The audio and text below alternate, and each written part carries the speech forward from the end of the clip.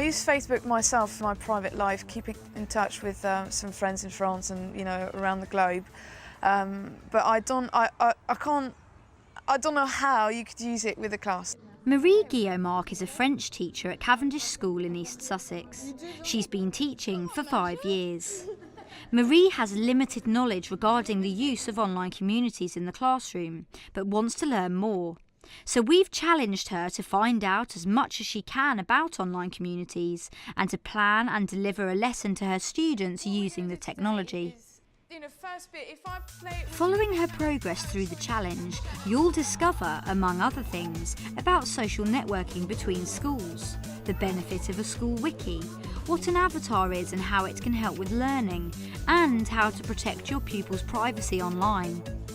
If you want to give it a go yourself, there's a range of useful support materials on the page for this programme on the Teachers TV website, including short how-to videos and case studies from other key stages and subjects. We're taking Marie to Whitehouse Common Primary School in Birmingham to meet a teacher who's a great believer in using online communities in class. I'm really excited about meeting with Lisa because I think it's always brilliant to see teachers actually doing something new that you have never done yourself. Hello, you must be Marie. Yes, Hi, I'm Lisa. Nice to see you. Lisa is a dedicated primary Spanish teacher and sees different classes throughout the day. In her first lesson, she's going to introduce Marie to Twitter. Although her pupils aren't yet old enough to use Twitter, Lisa can display her own Twitter page in class to work with. Twitter is a way of social networking where people comment in short sentences, called tweets, about what they're doing. You can write your own or follow tweets from family, friends and celebrities, online or via your mobile phone. To get the lesson started, Lisa has put out a tweet asking her friends what their favourite animals are.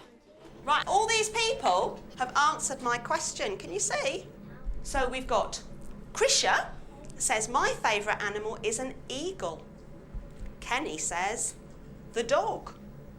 My favourite animals are chickens. This lady lives in Turkey.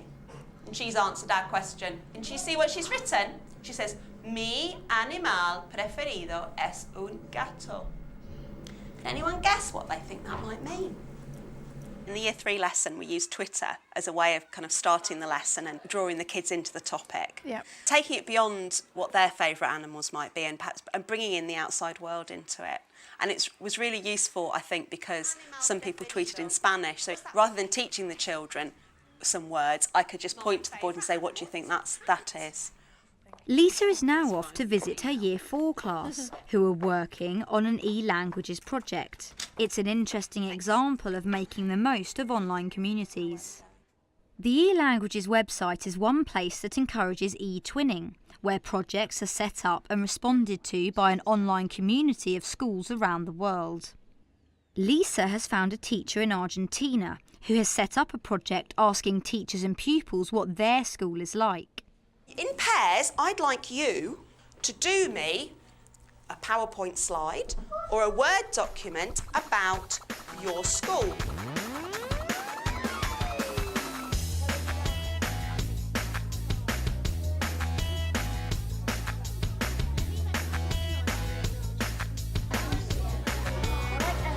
Show me your first slide. So what do you know about Argentina? Nothing. Nothing? Nothing? That's going to be good then. Do you know where it is? No? Apart from they're good at football. They're good at football, that's one thing. That's something. Well, you're going to find out then, won't you? It's going to be exciting. So what do you think they would study that you don't, or?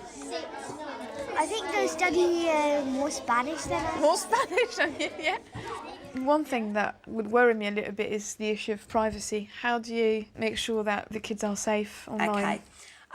I don't usually like blocking because it's kind of saying that's a no-go. And when you're told not to do something, you want to do it. So I'm more a fan of teaching children safety rules, like don't put pictures of yourself up.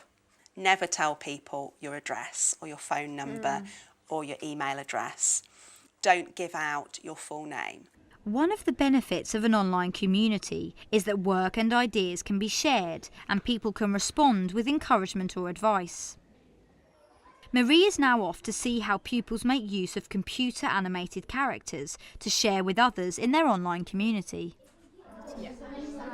They use a free service called Voki that allows the user to create their own personalised speaking characters or avatars.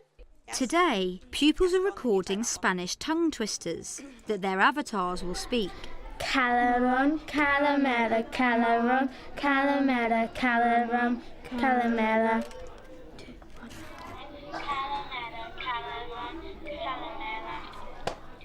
What would you say the students got out of Voki, learning-wise?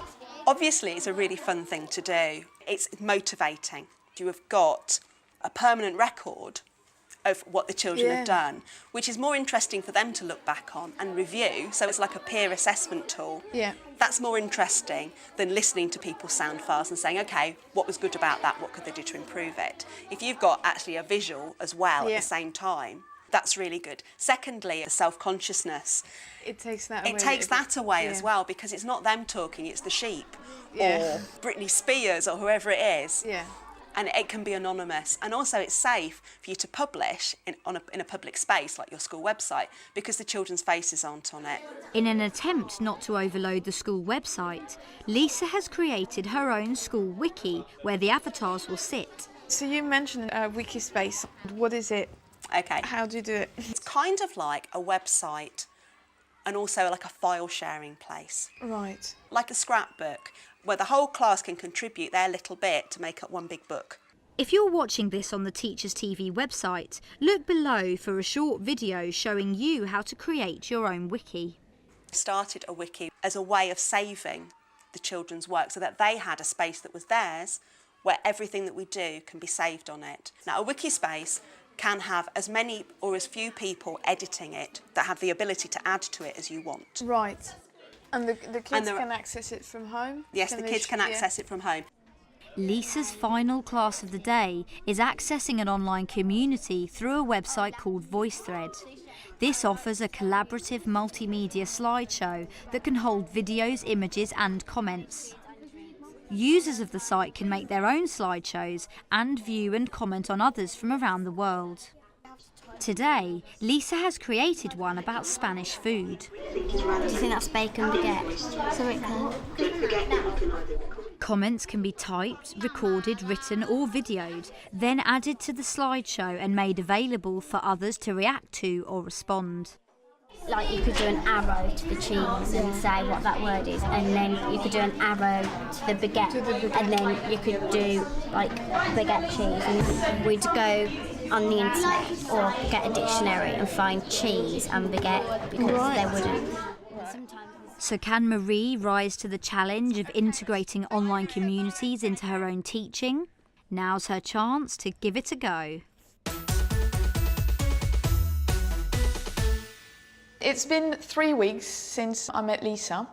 There were a few issues. Twitter is blocked on the school website, so I can't use this. I don't really have that much access to ICT rooms, so it was all fully booked. So that was a bit of an issue. Hopefully this will be better next year. Despite these difficulties, Marie has managed to negotiate access to an ICT room and has created a lesson where students will talk about their summer holidays.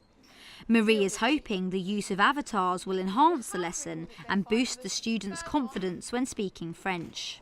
Have a look at the document on the R drive called Voki Instructions and let me know if you have any questions. Having written her own set of instructions for the pupils to follow, Marie is now free to concentrate on pronunciation with individual pupils before they make their recordings. Is it the QUE that annoys you? It sounds like a K. Sounds like a K. Is that pesh? Yeah, that's it. Okay. If you're watching this on the Teachers TV website and would like to see Marie's lesson plan, take a look below.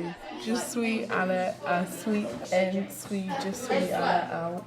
Je suis allé à la planche, nous sommes allés en ville, nous avons acheté un chocolat. Once the recordings have finished, the students create their characters, and these can be embedded into Marie's brand new school wiki. I think I remember setting the wiki space up literally the day after I went to Birmingham, because it was fresh in my mind and I could play with it before going to school and showing it to the kids. And because I wanted to introduce the Year 8s to the Vokies, I wanted them to see where their Vokie would go and how they can access it from home, so they knew why they were doing it. So these are 2 of the Vokies that they've done. Martin, nous avons fait du camping. Aussi, je suis à la plage, puis je suis à la parc d'attractions. One of them is not perfect at French by any means, but I don't think he would have stood up in front of the class and actually delivered that speech. But the fact that it's a character doing it made it fine. And what do the students think of using the avatars in their French lesson? Really enjoyed it. Normally we would just read textbooks and learn to test, which is good for learning. But we thought it'd be good to just have a little chat. Because we still read it, but it's more fun and we get more enthusiastic by doing this instead of in the textbooks. It's practical, get to learn. We can view it from home, and also it's an advantage because our parents can see it and what we're learning in school and how we're progressing in a way. Marie has also been using the eLanguages website. This site is targeted mainly at language teachers. However, there are many other international school community sites which can be utilised for different key stages and subjects. So one of the projects that I've created on eLanguages is Singing in the Foreign Language project. So students in France send us a song, they sort of challenge us to sing it.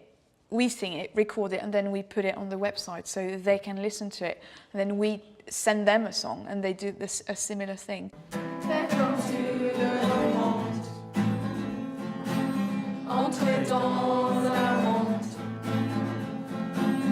The song that we just recorded is being put on a website, and other people around the world who speak French can go on the website, look at it, and give us feedback.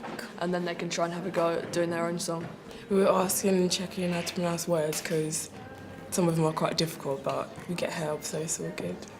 It makes a difference doing something that other people around the world will know we've done, because we know from that how well we have done. And because we're learning something new, it's quite an achievement for us because at least we can speak French kind of thing, so it's a good thing. So after Marie's jam-packed day, what are her thoughts about using online communities in class? I will definitely continue using online communities, and we're going to do more and more of this sort of projects.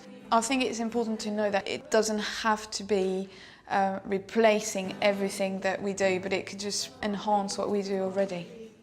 I think we need to bear in mind that in today's world, the kids use internet, Facebook, social networking all the time, so they're used to it. It's nothing difficult for them. It brings, I think, the work we do in class alive if they can have people from around the world assessing their work, discussing what's happening. It just makes it real. If you're watching this on the Teachers TV website and are interested to see how teachers of different subjects and key stages use online communities in the classroom, then have a look at our short films below.